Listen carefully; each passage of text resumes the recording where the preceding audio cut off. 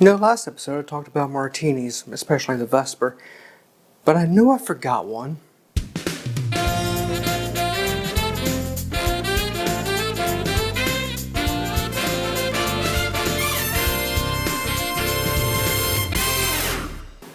Welcome back. Today we're creating the Martinez. Why is it called a Martinez? Well, no one really knows the exact story. A popular idea is that Dr. Jerry Thomas, who is essentially the godfather of creating drinks, named this for the city of Martinez, California.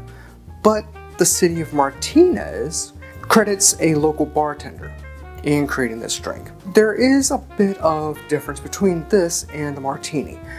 The differences between a Martini and a Martinez is the Martini utilizes dry vermouth or blanc vermouth in order to keep the crystal clear color that you would see.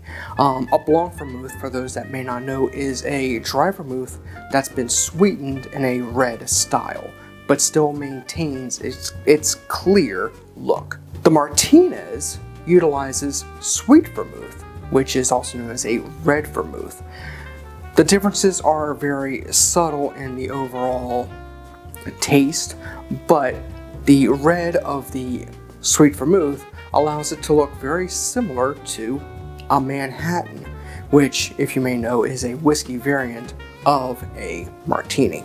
Never had this cocktail. I'm interested in it. So let's go ahead and get into it. This is not a shaken, this is a stirred cocktail. So grab a mixing glass.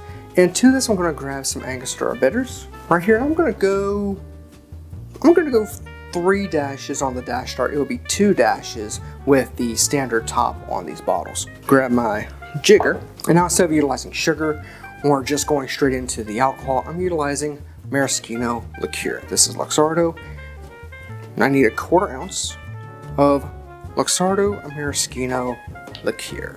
And now I need Sweet Vermouth. This is Martini and Rossi. You can use any that you want. 1.5 ounces of Sweet Vermouth. Now, what type of gin should I use? The prevailing thought is to use a London Dry gin. In the 1988 book, The Bartender's Guide, which was posthumously released for Dr. Jerry Thomas, he recommended Old Tom gin. So I'm going to follow that, and I'll grab some Old Tom gin. And I need 1.5 ounces of Old Tom gin. But if you want to utilize, say, a London Dry or a New American, you could. I'm just using this for a little bit of an extra malty note. And of course, grab your ice. Okay, I got my ice, and I'm going to fill this thing up. How many cubes? It's up to you. Grab a bar spoon and stir. How long do you stir? Stir until it gets cold. That's why I have my finger on the glass, so I know it is getting cold. That'll work just fine. Grab a Nicanora and a strainer. I'm using julep strainer. If you have a Hawthorne, it works on this just as well. And strain on in. And this is Martinez. Cheers.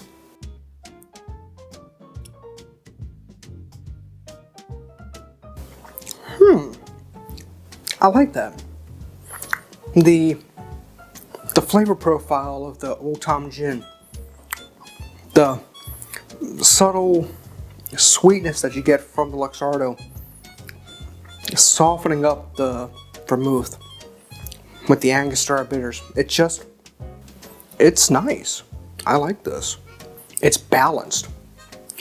You get sweetness, you get the bitterness, you get a little tart from the vermouth, the gin, the botanicals within the Old Tom, the malty note. It just softens everything. There's not a lot of harsh edges around this. This is a good cocktail. I'm pleasantly surprised because for those that know me, I'm not much of a vermouth guy, but this is nice. If you like the video, then please hit the like button, comment, subscribe, and also share the video, please. If you want to use any of the barware I use on my show, check down below. There is a link to kit.co, which has affiliate links to everything I utilize. And with those being affiliate links, you know exactly what that means. Find all my socials down in the description below as well. Until next time, thank you for watching. I will be back real soon with another cocktail. This has been The Beginner's Bar.